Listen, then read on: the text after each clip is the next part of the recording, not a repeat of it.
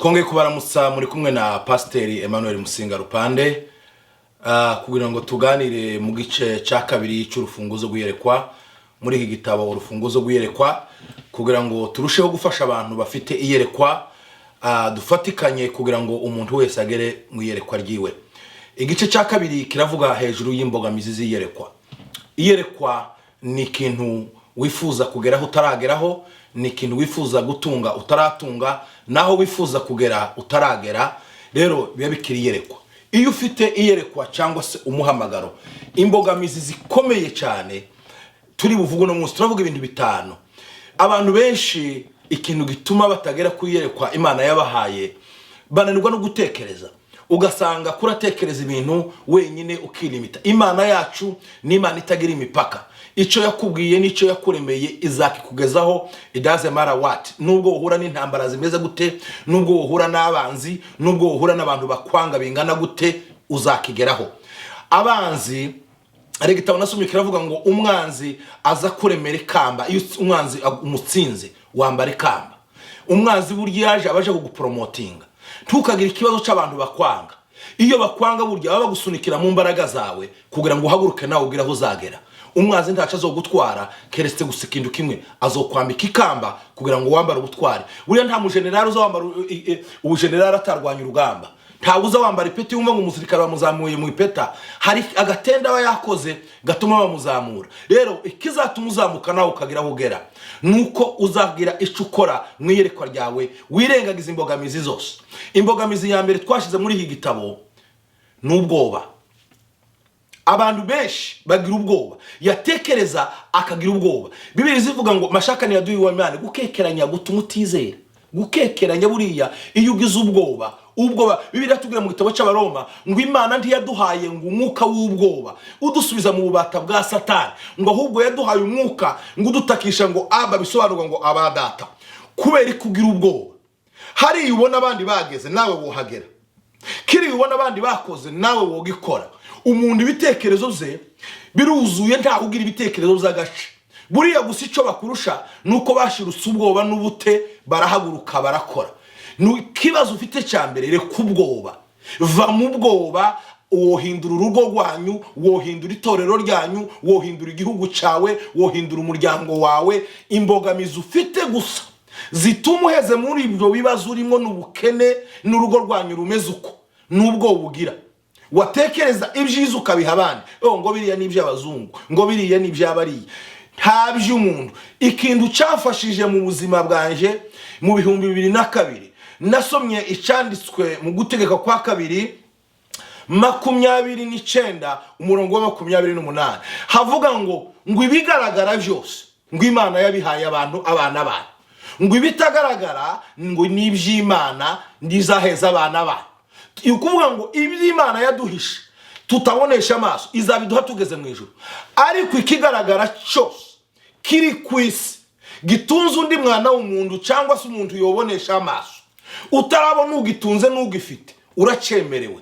Igikenewe ni kimwe gusa, nuko woshira ukubwoba, ugatekereza, ugahaguruka ukabikora, ukumva ko ibyo utekereza ko ari ibyawe. Hari ikindi cyanditswe kiza kimfasha cyane mu gitabo cy'Abaefeso 3 n'umurongo wa 20, haravuga ngo ibasha gukora cyane ngo ibyo dusaba ngo nibyo dutekereza, ngo kuko imbaraga zayo zidukoreramo. Mwene da, imbaraga z'Imana no kwizera no gukomera kw'Imana ntabwo biri mu ijuru, biri muri wewe.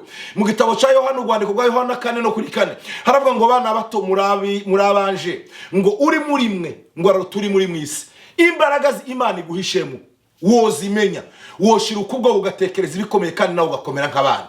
Ntukaze ufata ibikomeye ngo bisunikire ku bandi, n'ibyawe.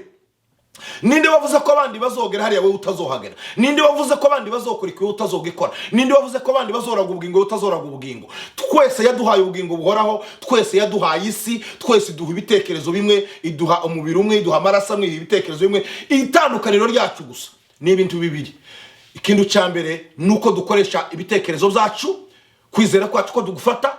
Icya kabiri nuko dukoresha amasaha yacu, igihe cyacu. Imbogamizi za mbere umuntu wese azahura nabyo nubwo bakumva ibintu akabisunikira ku bandi, akumva kuri we ko hari bidashoboka, hari bishobokera ku bandi, akagira complex. ndagira ngo nkumare ubwo buno munsi biri uzumva uzawumvisha amatwi biri uzawumva abandi bavuga biriye wabonye abandi bafite nawe n'ibyawe shiruka ubwoba va mu bute ureke ubunebwe bwo gutekereza uhaguruka utekereza uhindura ibitekerezo byawe. Icya kabiri imbogamizi ziyerekwa ni ukudashyira mu bikorwa iyerekwa ryawe. Dufite abantu bagira iyerekwa ryiza cyane, iyo avuga iyo akubwira icyo azobaco iyo akubwira ibitekerezo byiwe wumva ari we muntu ukomeye, wumva ari we mukozi w'Imana wa mbere, wumva ari we muntu ufite iyerekwa rya mbere, wumva ari we muntu wahamagawe, ariko bigahera mu magambo.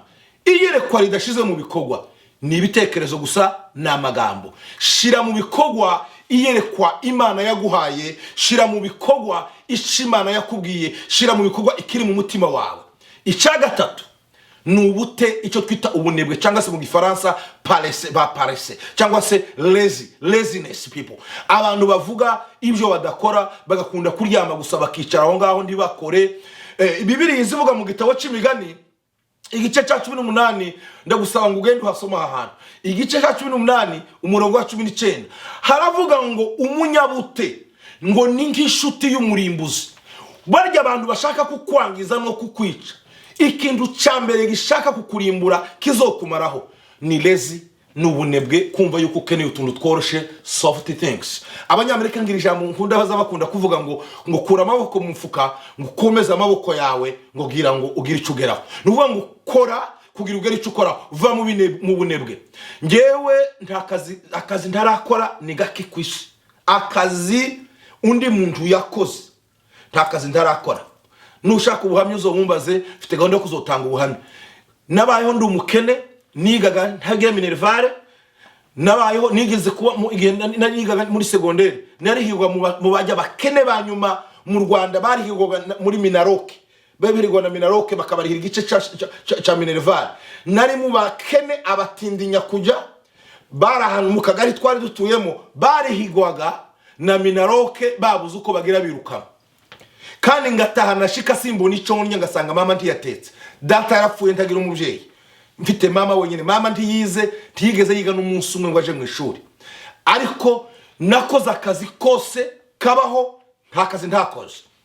Ijambo rigira gatatu, ijya kane, ikintu kizogufasha imbogamizi ziyerekwa zikomeye ni amagambo y'urucantege.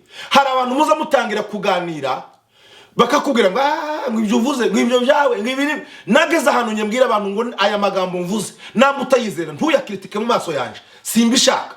Genda bivugire hirya. Gerageza watura amagambo yo kwizera, abavuga amagambo yo kuguca intege tubaha umwanya. Ba Senebarati bari iruhande rwawe, ba Tobiya bari iruhande rwawe, batemera iyerekwa ryawe, ba Geshemu bari iruhande rwawe, batemera ibyo wavuze. Wibuke umukozi w'Imana Yosefu yabwiye bene nyina gusa ibyo yarose iyerekwa ryiwe yagize. Uwo munsi baramwanga. Hari abanga iyerekwa ryawe ariko ntibakaguca intege, ntugacike intege kubwa amagambo y'abaguca intege. Ijambo rya gatanu ryo ngiye kurangirizaho ni ukunyugwa vuba. Hari abantu bakora akantu gato yaririmba akaririmbo kamwe kantu bakumva kamanyumva yarangije, yakore akumva yashitse. Aho wageze nitangiriro ryaho Imana ishaka kukujana, reka kunyurwa vuba. Dufite abantu bagera muri Amerika, yashika muri iyo ugeze muri Amerika baguha food stamp, akakarita k'ibiryo, barangiza bakaguha n'amadolari 200 cyangwa 300 iyo bita muri 10F cash assistance. Bazimuhereza kumva yashise, akanga kuja mu kazi ngo bamuhaye 1000 cya food. Kurya ntibizokubakira inzu, kurya ntibizogurira umwenda, kurya ntacyo bimaze. Reka ibyo ngibyo, reka kunyurwa vuba. Abanyamerika babizita ngo ni we are helping you to come back on your feet. Turagufasha kugira ngo ushobore guhagarara, urye ugire health, baguhaye medicate bakuvure. Nurangiza ja mu kazi, reka kunyurwa vuba. Haguruka ukore aho ugeze nitangiriro. Wahawe udufaranga duke tw'umutahe, wahawe udufaranga duke kugira ngo ushobore kudushora ahantu saving, ugire uinvestire ahantu uzagira icyo uzogeraho. Nukuvuga ngo aho ugeze nitangiriro ryawe byo gukomera ngo uzagere ku bindi bikomeye. Mwari kumwe na Pastor Musinga Emmanuel muri chapitre ya 2 y'igitabo cyitwa Urufunguzo rw'iyerekwa. Ugikeneye kirimo amagambo menshi, wokigura wonyandikirana ukikohereza huri. Imana iguhe umugisha kandi kugirira neza. Amen.